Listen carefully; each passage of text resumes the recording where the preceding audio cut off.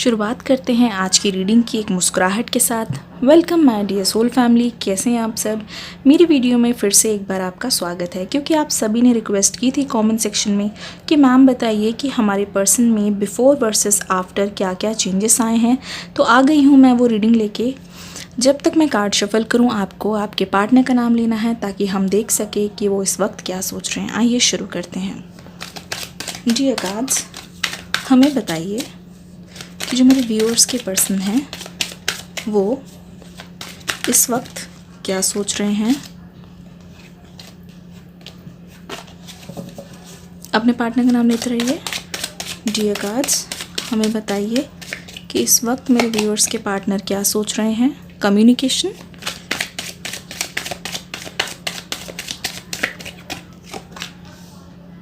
Night of swords, breaking the silence,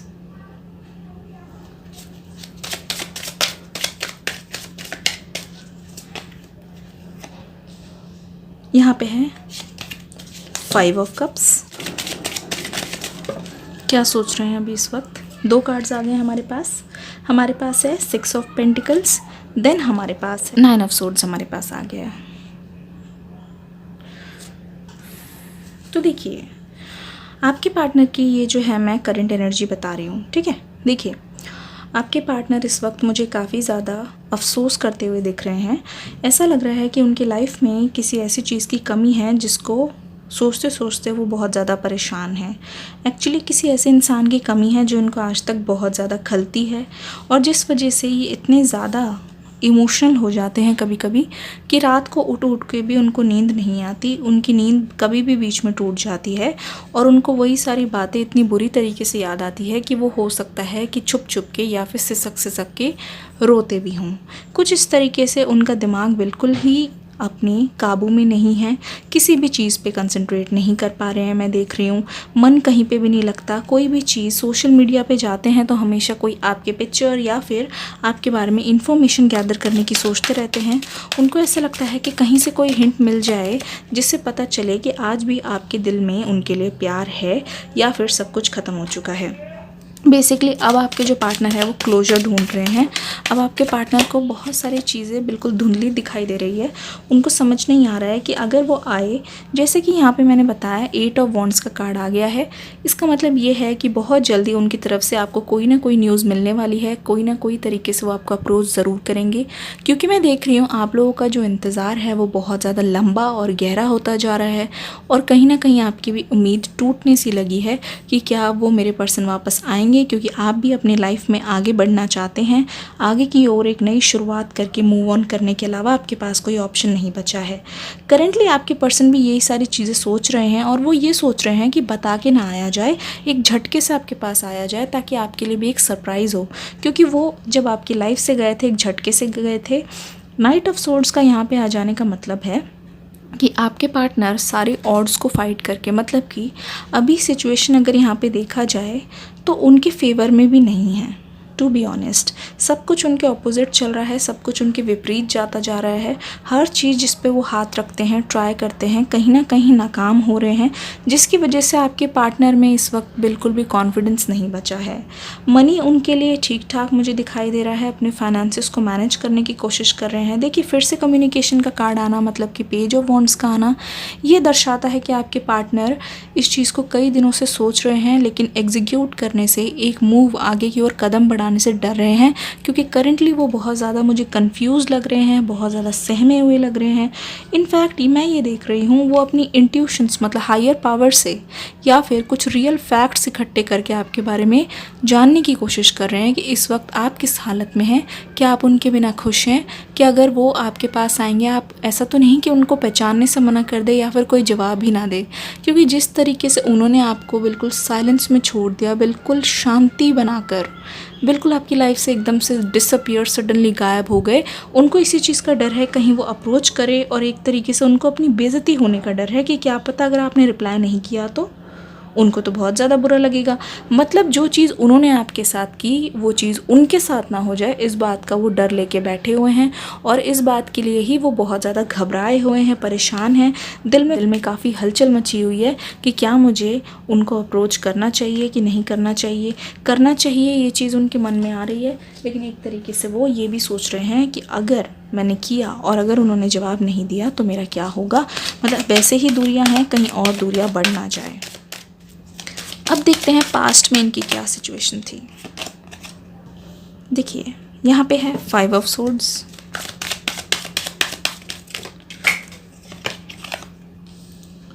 four of cups, the star card, हमारे पास है हायरफेंट, बिल्कुल सच कहा, बिल्कुल सही, नाइट ऑफ पेंटिकल्स, एक कार्ड नीचे गिर गया था, हम उसे उठा लेते हैं। हमारे पास आ गए हैं 2 कार्ड्स बेसिकली, जो है 7 ऑफ पेंटिकल्स और यहाँ पे है देखिए 9 ऑफ वॉन्ड्स। इसका मतलब क्या है, अगर आप इन कार्ड्स को ध्यान देखें तो मुझे उनके पास्ट की एनर्जीज बिल्कुल सेंस हो पा रही है। अब ध्यान से सुनिएगा, आपके पर्सन पास्ट में कैसे थे। आपके पर्सन पास्ट में ऐसे थे कि शुरुआत में उन्होंने ही आपको इस रिश्ते के लिए अप्रोच किया था, वो ही आपके पीछे पड़े हुए थे काफ़ी टाइम तक कि उनको आपसे प्यार है, जबकि आपको उनमें बिल्कुल भी इंटरेस्ट नहीं था। बट वो बिल्कुल डटे हुए थे, मतलब उनको श्योरिटी के साथ पता था कि वो आपसे बहुत प्यार करते हैं। उन्होंने आपसे इजहार किया, बट शुरू में ऐसी एनर्जीज़ में देख रही हूँ कि आप उनसे ना दूरी मेंटेन कर रहे थे, क्योंकि आप चाह रहे थे, आपको लव शब्द में बिल्कुल भी भरोसा नहीं था, विश्वास नहीं था। आपको ऐसा लगता था ये सब वेस्ट है और ये सब टाइम कंज्यूमिंग चीज़ है जिनका होता कुछ भी नहीं आगे को जाके। तो लेकिन आपके पार्टनर ऐसे थे ना, वो आपको एहसास दिलाने की कोशिश कर रहे थे कि बाकी सभी की तरह वो नहीं हैं, वो सबसे अलग हैं और वो आपसे सच्चे दिल से प्यार करते हैं। इनफैक्ट वो डेटिंग में विश्वास नहीं रखते और शादी तक इस रिश्ते को लेके जाना चाहते हैं। आपको बिल्कुल विश्वास नहीं हुआ, आप ये सोचने लगे कि क्या ये पर्सन सच में मुझसे इतना ज़्यादा प्यार करते हैं, क्या यही सच है, क्या ऐसा आज के ज़माने में कोई प्यार कर सकता है कि डायरेक्टली इन्होंने शादी की बात कर दी। मतलब आपके रिश्ते की शुरुआत में ही आपके पर्सन आपको लेके इतना ज़्यादा श्योर थे कि वो अपने दोस्तों तक को ये चीज़ बता चुके थे कि यही मेरी दुल्हन है या यही मेरा दूल्हा है, इनके साथ ही मेरी शादी होगी। इनफैक्ट मैं ये देख पा रही हूँ उनकी ऐसी कुछ अल्हड़ एनर्जी मुझे दिखाई दे रही है कि वो अपने पार्टनर्स को या फिर अपने फ्रेंड्स को, मैं बेसिकली बोलूँ पार्टनर ने अपने फ्रेंड्स को बोल चुके थे कि यही तुम्हारी भाभी है और यही मेरा दूल्हा है, ऐसा कुछ भी, कि मैं इनके साथ रिलेशनशिप में हूँ। रिलेशनशिप शुरू होने से पहले एक्चुअली वो इतना ज़्यादा श्योर थे, उनके मन में ना ये था कि अब ये जो पर्सन है ये मेरा है या फिर मेरी होनी चाहिए। इसके अलावा इन पे कोई भी अपना टैग ना लगाए, आपका नाम किसी और के साथ जुड़े ना, मतलब यही मौका है आपको अपना बना लेने का। मैं ये चीज़ देख रही हूँ कि आपके पर्सन ना बहुत ज़्यादा वैसे टाइप के इंसान हैं जैसे कि ऑनलाइन किसी कपल को देखते हैं, वो कुछ आपस में कर रहे हैं या फिर कुछ उनके मोमेंट्स जो आपके पर्सन को पसंद आ गया हो या फिर उनको अच्छे लगते हों देखने, तो वो कोशिश करते हैं आपको दिखाने की या फिर आपके साथ भी वही चीज़ करने की। बेसिकली आपके पर्सन को मेमोरीज़ बनाना पसंद है। आप दोनों ऐसे हैं, स्पेसिफिकली आपके बारे में मैं देख रही हूँ कि आप ना छोटी छोटी चीज़ों पे बहुत ज़्यादा ध्यान देते हैं। मतलब छोटी छोटी खुशियाँ, ज़रूरी नहीं कि कोई गिफ्ट देना है बहुत बड़ा या फिर बहुत कुछ स्पेशल करना है, लेकिन छोटी छोटी चीज़ें, कॉल पे बात हो जाना, कुछ स्पेशल कह देना, अपनी बात को एक्सप्रेस करना, ये सारी चीज़ें मैं देख रही हूँ।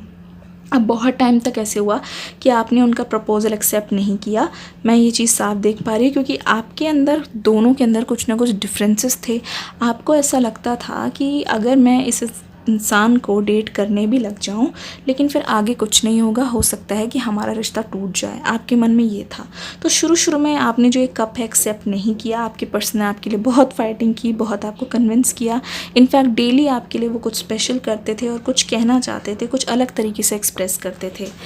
अब मैं देख रही हूँ कि धीरे धीरे जब आपको विश्वास हुआ तो आपने फाइनली उनसे वो कप जो है एक्सेप्ट कर लिया और आप दोनों डेट करने लग गए। आपके पर्सन के नेचर में पहले क्या क्या चीज़ें थी मैं बताती हूँ। आपके पर्सन एक ऐसी इंसान है जिनको ना थोड़ा बहुत शो ऑफ करना पसंद है। हो सकता है कि आप में से कई लोगों के पार्टनर आपके बारे में अपने दोस्तों को बताते तक ना हो, बेसिकली वो चीज़ें प्राइवेट रखते हैं, लेकिन इनको ना आपके बारे में बताना भी पसंद है एक तरीके से, कि आपने उनके लिए क्या क्या किया, आप उन्हें किस नाम से पुकारते हैं, आपने उन्हें क्या गिफ्ट दिए, कैसे स्पेशल फील कराया, ये सारी चीज़ें वो अपने दोस्तों को बताया करते थे। और प्लस उनसे एडवाइस भी लिया करते थे। जब ये उदास होते थे और अपने फ्रेंड्स के पास जाते थे, अगर कोई लड़ाई हुई होती थी, वो चीज़ें भी ये डिस्कस किया करते थे। ये चीज़ मैं साफ देख पा रही हूँ, क्योंकि इससे मुझे पता चल रहा है कि कहीं ना कहीं बात बिगड़ी है, क्योंकि ये दूसरों से एडवाइस लेते थे। और अभी भी कहीं ना कहीं कोई भी चीज़ अगर लड़कियों से रिलेटेड या फिर लड़कों से रिलेटेड होती है तो ये पर्सन जाके अपने फ्रेंड्स के पास डिस्कस ज़रूर करते हैं।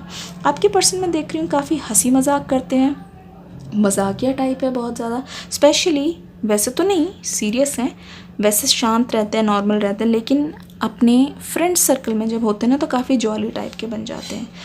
ये पर्सन ना बहुत ज़्यादा डरपोक किस्म के हैं, मतलब ये कमिटमेंट से डरते हैं।